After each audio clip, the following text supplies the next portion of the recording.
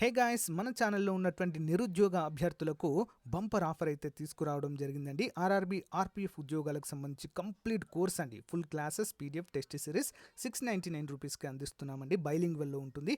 అంతేకాకుండా mega test series A to Z complete సిలబస్లో భాగంగా దాదాపుగా 30,000 ప్రశ్నలతో టెస్ట్ సిరీస్ అందిస్తున్నామండి. 1 year వ్యాలిడిటీతో 249 రూపీస్ మాత్రమే. ఇవి రెండు కూడా మన యాప్లో ఉన్నాయండి. యాప్ లింక్ వీడియో డిస్క్రిప్షన్లో ఉంది. ముందుగా డెమో చూసి మీకు నచ్చితే వెంటనే కోర్స్ తీసుకోండి ఫ్రెండ్స్. ఏమైనా డౌట్ ఉంటే మన టెలిగ్రామ్లో కానీ వాట్సాప్లో జాయిన్ అయ్యి నాకు మెసేజ్ పెట్టండి. Thank you.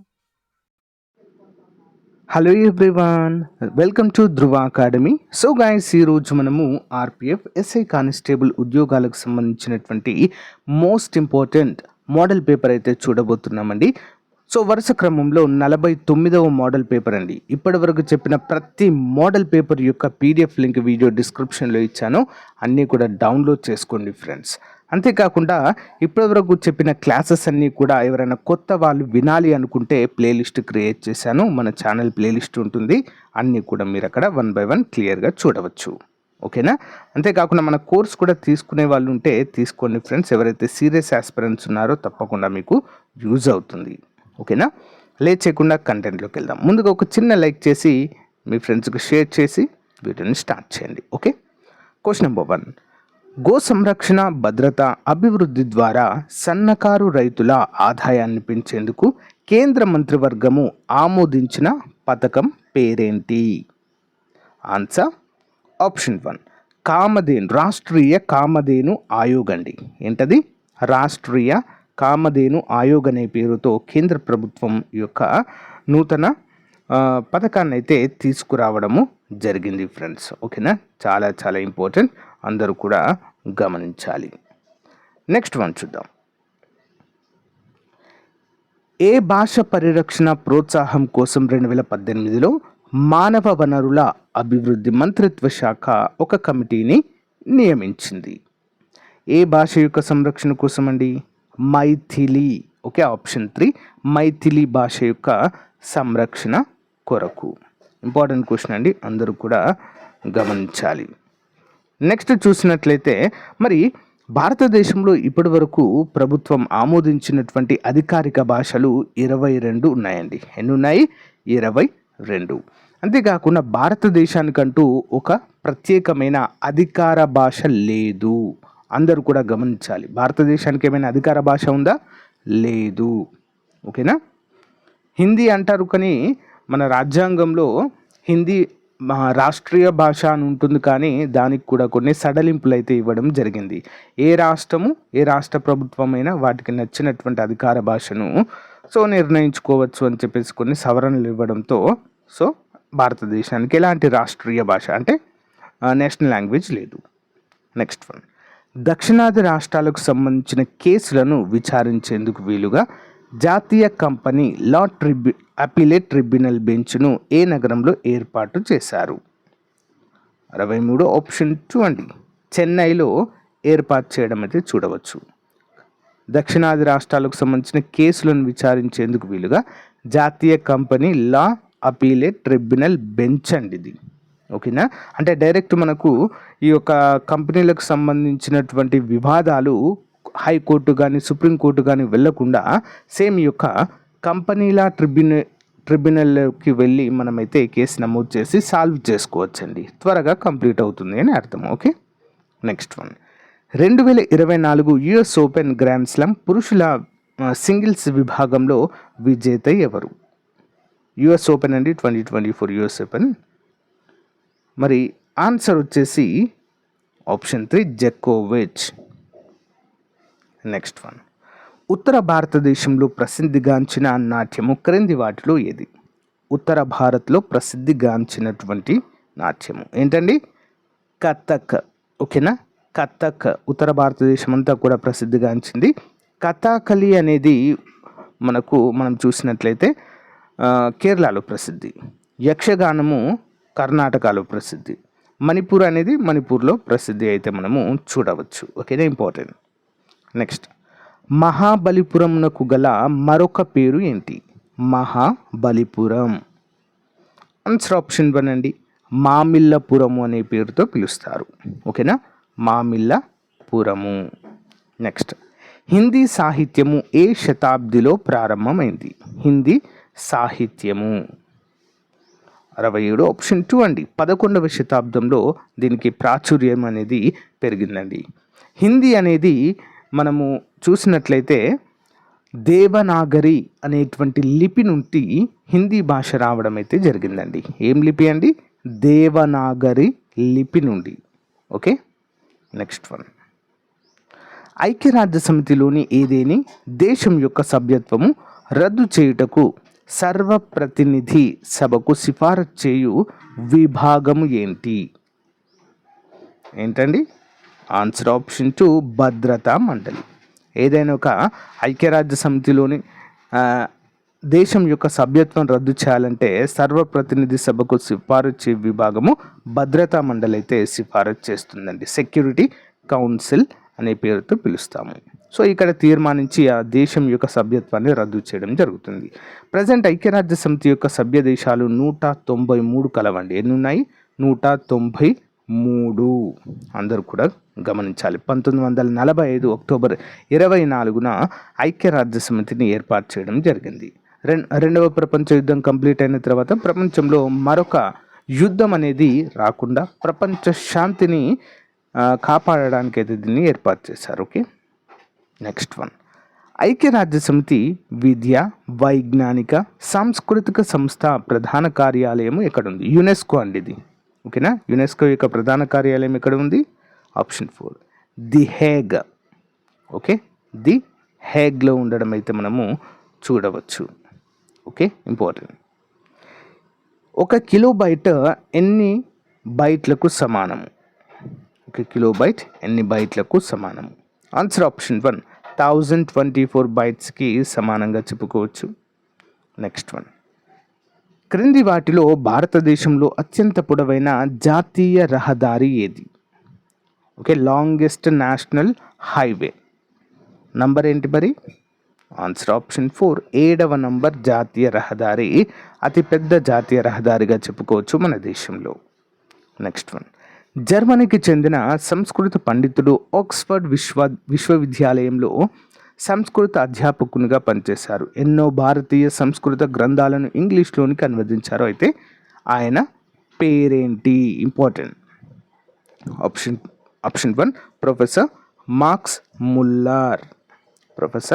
Muller. Next one. Malaria పరాన్నజీవి క్రింది వాటిలో మార్పు చెందుతుంది. ఎందులో మార్పు చెందుతుందండి? మలేరియా పరాన్నజీవి 73. ఆన్సర్ ఆప్షన్ 4 అండి. దోమలో మరి మార్పు చెందడం అయితే చూడవచ్చు. దోమను అతిథేయ జీవిగా మార్చుకుంటుందండి. ఓకేనా. మలేరియా పరాన్నజీవి పేరేంటండి? ప్లాస్మోడియం అనేటువంటి జీవి అండి. ఓకేనా, important. Next one. Solar physical observatory ఎక్కడ కలదు? Solar physical observatory 74. ఆప్షన్ 1 అండి. కోడాయ్ కెనాల్లో కలదు. ఎక్కడండి? కోడాయ్ కెనాల్. Next one. ఈసీబీని విస్తరించుము. ECB, what is the abbreviation of ECB? 75. Answer వచ్చేసి ఆప్షన్ 1 అండి. ఓకేనా. యూరోపియన్ సెంట్రల్ బ్యాంకును ఈసీబీ అనే పేరుతో పిలుస్తాము. Next one. సముద్ర అంతర్భాగంలో శ్వాస కొరకు ఉపయోగించే రసాయనిక మిశ్రమం ఏది? ఇప్పుడు సముద్రాలకు వెళ్తుంటారు కదండి సముద్ర యాత్రికులు, డైవర్స్ ఉంటారు కదా, సముద్ర డైవర్స్. సో వారు శ్వాసను తీసుకోవడానికి ఒక వెనకాల ఒక ఆక్సిజన్ సిలిండర్ పెడతారు. ఓన్లీ ఆక్సిజన్ ఉండదు, అందులో మరొక వాయువు మిశ్రమంగా ఉంటుందండి. ఏంటది మరి? ఆప్షన్ 4 ఆక్సిజన్ మరియు హీలియం రెండూ కలిపి కూడా ఉంటాయి ఇందులో. ఓకేనా. Next one. ఒట్టహాన్ మరియు స్ట్రాస్మన్లు కనుగొన్న ప్రక్రియ ఏంటి? ఒట్టహాన్ మరియు స్ట్రాస్మన్లు ఏం కనుగొన్నారండి వీరు మరి? ఆన్సర్ ఆప్షన్ 3 కేంద్రక విచ్ఛిత్తి. హైడ్రోజన్ బాంబు కూడా కేంద్రక విచ్ఛిత్తి పైనే పనిచేస్తుందండి. ఓకేనా. కేంద్రక విచ్ఛిత్తి చర్యను కనుగొనడం జరిగింది. Next one. డైనోసర్ అంటే ఏంటండి? ఇది ఒక సరీసృపమా, ఉభయచరమా, క్షీరదమా, పక్షియ? 78. ఆన్సర్ వచ్చేసి ఆప్షన్ 1 అండి. ఇదొక సరీసృపము. ఓకే, సరీసృపము అంటే ప్రజెంట్ ఉన్నటువంటి ఒక క్రొకడైల్ లాగా, సింపుల్. క్రొకడైల్ కూడా సరీసృపమే కదా, సేమ్ దానిలాగా. నెక్స్ట్ వన్, డెసిబుల్ అనున్నది ఒక డాష్. డెసిబుల్ ఏం చేస్తామండి డెసిబుల్తో మనము? ఆప్షన్ 3, ధ్వని తీవ్రతకు ప్రమాణం అండి. ధ్వని తీవ్రతను మనము డెసిబుల్స్లో కొలవడం అయితే మనము చూడవచ్చు. సాధారణంగా మన చెవికి వినబడేటువంటి డెసిబుల్స్ అంటే ఎలాంటి హాని కలగకుండా వినడానికి ఎంత డెసిబుల్స్ ఉండాలంటే 50 నుంచి 60 మధ్య ఉండాలండి, అంతే సింపుల్. మనం వినదగినటువంటి డెసిబుల్గా మనం ఇది చెప్పుకోవచ్చు. ఓకేనా, 100 దాటిందనుకోండి చాలా చాలా ప్రమాదము. ఓకే, నెక్స్ట్ వన్, నీటిలో ఉండే తాత్కాలిక కాఠిన్యాన్ని తొలగించుటకు నీటికి వీటిని కలుపుతారు. వీటిని కలుపుతారండి శాశ్వత కాఠిన్యాన్ని తొలగించడానికి. ఆప్షన్ 2, కాల్షియం హైడ్రాక్సైడ్ అనేది దీనికి కలపడం అయితే మనం చూడవచ్చు. Calcium hydroxide. నెక్స్ట్ వన్, మహావీరుడు ఏ నది ఒడ్డున కైవల్యము పొందెను? కైవల్యం అంటే ప్రాణాలు విడిచాడు లేదా మరణించాడు అని చెప్పుకోవచ్చు. మహావీరుడు, వర్తమాన మహావీరుడు ఏ నది ఒడ్డున మరణించాడు? రుజుపాలిక, నిరంజన, హిందూయిజం, గంగా.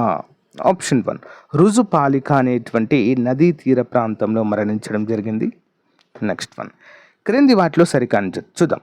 విశాఖదత్తుడు ముద్ర రాక్షసం, హాలుడు గాథ సప్తాసతి, శూద్రుడు అష్టాధ్యాయి, రవికీర్తి ఐహోలు ప్రశస్తి. క్రింది వానిలో తప్పుగా ఉన్నటువంటిది ఆప్షన్ 3 అండి. శూద్రుడు అష్టాధ్యాయి అనేది తప్పండి. అష్టాధ్యాయి రచించిన వారెవరండి? పాణిని. ఓకే, పాణిని అష్టాధ్యాయిని రచించడము జరిగింది. ఓకేనా, ఇంపార్టెంట్.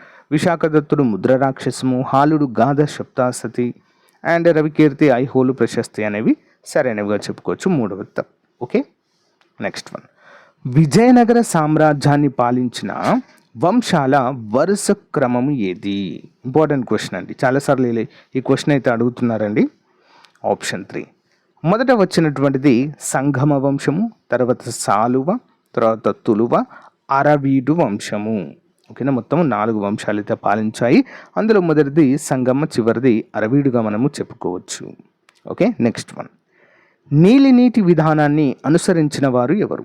నీలి నీటి విధానము అంటే నీటిపైన చేసేటువంటి వ్యాపారానికి సంబంధించినటువంటి ఒక అగ్రిమెంట్ అండి. మరి ఈ విధానాన్ని తీసుకొచ్చినటువంటి బ్రిటిషర్ ఎవరండి? అల్బుక్లర్క్ అండి. ఎవరు? Almeida. Okay, Almeida is the right ఆన్సర్గా మనమైతే చెప్పుకోవచ్చు. నీలి నీటి విధానాన్ని తీసుకొచ్చిన వారు అల్మిడా. నెక్స్ట్ వన్, 1922 ఫిబ్రవరి 11న బార్డోలీ తీర్మానాన్ని ఎవరు ప్రకటించడం జరిగింది? 1922 ఫిబ్రవరి 11న బార్డోలీ తీర్మానాన్ని ఎవరు ప్రకటించారు? 85 ఆన్సర్ ఆప్షన్ 3 అండి. గాంధీజీ గారు దీన్ని ప్రకటించడం అయితే మనము చూడవచ్చు. మరి బార్డోలీలో రైతులకు సపోర్టుగా నిరాహార దీక్ష చేసి పోరాడిన వ్యక్తి 1928లో బార్డోలీ సత్యాగ్రహాన్ని చేసిన వ్యక్తి సర్దార్ వల్లభాయ్ పటేల్. అందుకే ఆయన్ని బార్డోలీ వీరుడు అనే పేరుతో పిలుస్తాము. ఓకే, నెక్స్ట్ వన్, క్రింది వాటిని జతపరచండి.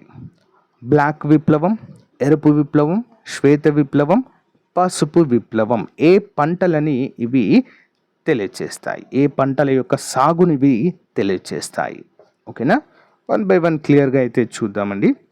ముందుగా బ్లాక్ రెవల్యూషన్ అంటే చమురు ఉత్పత్తులను బ్లాక్ రెవల్యూషన్ క్రిందికి తీసుకొస్తామండి. క్రూడ్ ఆయిల్, పెట్రోల్ ఉత్పత్తి ఇవన్నీ కూడా. ఓకే, నెక్స్ట్ ఎరుపు రెవల్యూషన్, రెడ్ రెవల్యూషన్ అంటే టమాటాలు మరియు మాంసం యొక్క ఉత్పత్తిని రెడ్ రెవల్యూషన్ అంటాము. శ్వేత విప్లవం అంటే ఏంటి? వైట్ రెవల్యూషన్ అంటే పాల ఉత్పత్తి, అందరికీ తెలిసిందే. అండ్ ఎల్లో రెవల్యూషన్ అంటే నూనె గింజల ఉత్పత్తిని ఎల్లో రెవల్యూషన్ క్రిందకైతే తీసుకురావడము జరుగుతుంది. ఇంపార్టెంట్ క్వశ్చన్ అండి. ఓకేనా, నెక్స్ట్ వన్, బంగాళాఖాతము, అరేబియా అనేటువంటి 2 శాఖలు కలుసుకునేటువంటి ప్రాంతం ఏది? బంగాళాఖాతము, అరేబియా అనేటువంటి 2 శాఖలు ఎక్కడ? లుధియానా, ఢిల్లీ, అమృత్సర్, ఝాన్సీ. ఆన్సర్ ఆప్షన్ 1 లూధియానా అండి. లూధియానాలో బంగాళాఖాతము, అరేబియా అనేటువంటి రెండు శాఖలు, అంటే ఆ పవనాలు కలుసుకునేటువంటి ఈ శాఖలు లూధియానా అండి. ఎక్కడ ఉంటుందండి ఇది? సో పంజాబ్లో ఉంటుంది. Okay, next one. ఈ క్రింది వాటిని పరిశీలించి సరైన సమాధానమును హర్యానా అండి, క్రింది వాటిని పరిశీలించి సరైన సమాధానంను గుర్తించండి. ప్రపంచం మొత్తం మీద ఒక రోజులో అత్యధిక ఉష్ణోగ్రత వ్యత్యాసం కలిగిన ప్రాంతము ఆయన రేఖ ఎడారి మండలం. అత్యల్ప ఉష్ణోగ్రత వ్యత్యాసం కలిగిన ప్రాంతం భూమధ్య రేఖ మండలము. మరి క్రింద ఇవ్వబడిన వాటిలో సరైనది ఏంటండి? ఆన్సర్ ఆప్షన్ 3 అండి. ఏ మరియు బి రెండు కూడా సరైనవిగా చెప్పుకోవచ్చు. Important question. Next one. Makar రేఖను 2 సార్లు తాకే నది ఏంటి? మకర రేఖకు 23.5 డిగ్రీల మకర రేఖను తాకే 2 సార్లు తాకుతూ ప్రవహించేటువంటి నది. ఫర్ ఎగ్జాంపుల్, మకర రేఖ ఈ విధంగా ఉందనుకోండి, ఒకసారి ఇలా వచ్చేసి మరొకసారి ఇలా క్రాస్ చేసేటువంటి నది ఏంటండి? 89. ఆన్సర్ ఆప్షన్ 4 అండి, లింపోపో అనేటువంటి నది. Okay, Limpopo. ఇంపార్టెంట్ క్వశ్చన్ అండి. 89 లింపోపో. Next one. మకర రేఖ అనేది గమనించాలి. భూమధ్య రేఖను తాకేటువంటి నది డిఫరెంట్, మళ్ళీ అది అమెజాన్ అవుతుంది. ఇది మకర రేఖను తాకేటువంటిది లింపోపో. నెక్స్ట్, రిఫ్రిజిరేటర్లు ఏసీల నుంచి విడుదలై వాతావరణంలో కలిసి కొన్ని సంవత్సరాల నుండి స్ట్రాటోస్పియర్కు హాని చేసే వాయువులు ఏవి? 90. ఆప్షన్ 1 క్లోరోఫ్లోరో కార్బన్లు. ఏంటండి? క్లోరోఫ్లోరో కార్బన్లు. వీటిని క్లోరోఫ్లోరో కార్బన్లు మరి రిఫ్రిజిరేటర్లలో, ఏసీలలో కూలింగ్ ఏజెంట్గా ఉపయోగించే ఫ్రియాన్ అనేటువంటిదండి. ఫ్రియాన్. ఓకే, ఫ్రియాన్నే మనం క్లోరోఫ్లోరో కార్బన్లుగా చెప్పుకోవచ్చు. Next one. అంతర్జాతీయ ఓజోనోపొర సంరక్షణ దినోత్సవం ఎప్పుడు నిర్వహించుకుంటాము? ఆన్సర్ ఆప్షన్ 2 సెప్టెంబర్ 16వ తారీఖు. ఓజోనోపొర శాస్త్రీయ నామం ఏంటండి? O3 అంటామండి. O2 అంటే ఆక్సిజన్ కదా, ఓజోన్ని O3 అనే పేరుతో పిలుస్తాము. ఓజోన్ లేయర్ స్ట్రాటో ఆవరణంలో ఉంటుందండి. సో సూర్యుడి నుంచి వచ్చేటువంటి అతినీల లోహిత కిరణాల నుండి మనల్ని కాపాడుతుంది. Okay, important. Next one. జలాశయాల్లో చమురు కాలుష్యాన్ని నియంత్రించడానికి ఉపయోగించే సూపర్ బగ్ పేరేంటి? 92. ఆప్షన్ 3 అండి, బ్యాక్టీరియల్ వర్ధనము అంటారండి. దాన్ని ఏమంటారు? బ్యాక్టీరియల్ వర్ధనము. ఇంపార్టెంట్. Next one. 1985లో చేసిన 52వ రాజ్యాంగ సవరణ దేనికి సంబంధించింది? 52వ రాజ్యాంగ సవరణ దేనికి చేశారండి మరి ఇది? 93. ఆప్షన్ 1 పార్టీ ఫిరాయింపుల నిరోధానికి సంబంధించి. అంటే ఒక పార్టీ నుంచి గెలిచినటువంటి అభ్యర్థి మరో పార్టీలోకి జంప్ అవుతూ ఉంటారండి. ప్రస్తుత రాజకీయాల్లో మనం చూస్తున్నాం. సో అలా వెళ్ళిన వారిపైన తీసుకోవాల్సిన చర్యలకు సంబంధించి పార్టీ ఫిరాయింపుల చట్టం అయితే తెలియజేస్తుంది. ఓకేనా? పార్టీ ఫిరాయింపుల చట్టం గురించి 10వ షెడ్యూల్లో మనకు చాలా క్లియర్గా మెన్షన్ చేసి ఉంటుంది భారత రాజ్యాంగంలో. ఓకేనా? ఇంపార్టెంట్. Next one. క్రింది వాక్యాలను పరిశీలించండి. లోక్పాల్ వ్యవస్థ పరిధిని అవినీతి ఆరోపణలను పరిశీలించడానికి మాత్రమే పరిమితం చేశారు. ప్రజలకు త్వరితగతిన న్యాయాన్ని అందించడం లోక్పాల్ యొక్క వ్యవస్థ యొక్క ప్రధాన లక్ష్యము. ఆన్సర్ ఆప్షన్ 3 ఏ మరియు బి రెండు కూడా సరి అయినవి. Next one. సుపరిపాలన అనే భావనను ప్రపంచ బ్యాంక్ మొదటిసారిగా ఈ క్రింది నివేదికలో తెలిపింది. సుపరిపాలన. ఆన్సర్ ఆప్షన్ 3 అండి, సబ్ సహారా ఆఫ్రికా దేశాల పాలనపై ప్రచురించినటువంటి ఒక నివేదికలో మరి సుపరిపాలన అంటే ఏంటి, ఏ విధంగా ఉండాలి అని చెప్పేసి కొన్ని లక్ష్యాలను అయితే ఇందులో మెన్షన్ చేయడాన్ని చూడవచ్చు. నెక్స్ట్, భారత రాజ్యాంగాన్ని అనుసరించి కేంద్ర మంత్రిమండలిలో డాష్ ఎవరు ఉంటారండి? మంత్రిమండలిలో 96. ఆప్షన్ 1 మంత్రులందరూ సమానులే. అందరూ సమానులే అండి. ఓకేనా? మంత్రులు ప్రతి ఒక్కరు కూడా, ఎంపీలంతా కూడా సమానమే రాజ్యాంగాన్ని అనుసరించి. ఓకే, కానీ రాజ్యాంగం అనుసరించి అందరూ సమానమే, కానీ ప్రజెంట్ చూసినట్లయితే ప్రధానమంత్రి టాప్లో ఉంటారు, తర్వాత కేంద్ర మంత్రులు, ఓకే, సహాయ మంత్రులు, రాష్ట్రాలకు సంబంధించినటువంటి మంత్రులు, వీళ్ళంతా కూడా మళ్ళీ డిఫరెంట్ క్యాడర్గా అయితే డివైడ్ చేయడం జరుగుతుంది. ఓకే, ఇంటర్నల్గా. రాష్ట్రపతి ఏపీజే అబ్దుల్ కలాం ప్రతిపాదించిన పుర అంటే గ్రామీణ ప్రాంతాలలో పట్టణ సదుపాయాల కల్పన, అభివృద్ధి నమూనాలో ఈ క్రింది అనుసంధానము కనెక్టివిటీ లేదు. ఓకే, పురా పథకంలో లేనటువంటి అంశం ఏది అని అడుగుతున్నారండి. Answer option 1. సాంస్కృతిక అనుసంధానము లేదండి ఇందులో. ఓకేనా, పురాలో భౌతిక అనుసంధానము కనెక్టివిటీ ఉంది, physical connectivity and electrical connectivity ఉంది, అండ్ టెక్నాలజీ కనెక్టివిటీ కూడా ఈ పురా పథకంలో ఉంది. అంటే పట్టణాలలో ఏవైతే సదుపాయాలు ఉన్నాయో వాటన్నిటిని కూడా గ్రామీణ ప్రాంతాలకు కూడా ఎక్స్పాండ్ చేయడమే దీని యొక్క ముఖ్యమైన ఉద్దేశం. ఏపీజే అబ్దుల్ కలాం గారు మరి రాష్ట్రపతిగా ఉన్నటువంటి టైంలో దీన్ని ప్రతిపాదించడం అయితే జరిగింది. నెక్స్ట్, ఈ క్రింది వారిలో ఏ ప్రధానమంత్రి ఆర్థిక సంక్షోభం తర్వాత భారత్లో ఆర్థిక సంస్కరణలు ప్రవేశపెట్టారు? ఏ ప్రధానమంత్రి అండి? Option 4 PV Narasimha Rao. 1991లో భారతదేశం చాలా అంటే చాలా ఆర్థిక సంక్షోభంలో కూరుకుపోయిందండి. ఆ టైంలో తీసుకొచ్చినటువంటి సంస్కరణలే ప్రజెంట్ మన దేశము ఆర్థికంగా ఒక స్టేబుల్గా ఉంది అంటే కారణం ఇదే అండి. మరి అప్పుడు పివి నరసింహారావు గారికి ఆర్థికపరమైన సలహాలు ఇచ్చిన వ్యక్తియే మన్మోహన్ సింగ్. అప్పుడు మరి ఫైనాన్స్ మినిస్టర్గా ఉన్నారండి. వీరిద్దరు కృషిగా మనమైతే చెప్పుకోవచ్చు. మరి ఈ యొక్క 1991 సంస్కరణకి ఎల్పిజి లిబరైజేషన్, ప్రైవేటైజేషన్, గ్లోబలైజేషన్కి అంతకు ముందే బీజాలు వేసిన వ్యక్తి ఎవరంటే రాజీవ్ గాంధీ. ఓకేనా, కానీ దాన్ని అమలు చేసింది మాత్రం వీరిద్దరు. Okay, next one. కరోనా నియంత్రణలో భాగంగా T3 అనే పదం ఇటీవల తరచుగా వార్తల్లో నిలిచింది. అయితే T3 యొక్క పూర్తి రూపం ఏంటి? Option 1 trace test treat. Trace test treat. Next one. ప్రధానమంత్రి శ్రమ్ యోగి మాన్ధాన్కు సంబంధించి సరైనది ఏంటి క్రింది వాటిలో? ఆప్షన్ 4 అన్ని సరైనవి. చూద్దాం. 15,000 వరకు నెలవారీ ఆదాయము పొందేవారు ఈ పథకానికి అర్హులు. 15,000 సంపాదించేవారు. కార్మికుడు తన వంతుగా ప్రతి నెల 100 రూపాయలు చెల్లిస్తే కేంద్ర ప్రభుత్వం మరో 100 రూపాయలు దీనికి జత చేస్తుంది.